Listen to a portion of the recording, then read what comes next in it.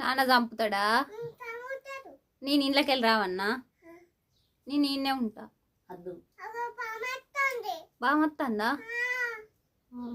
మరి నన్ను కొరుకుతుందా?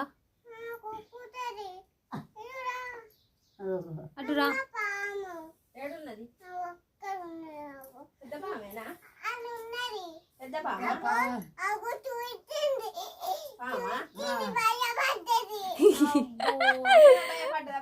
నిజంగానే ఘోరం భయపడ్డదా పాపం, అందుకని అంటుంది అది.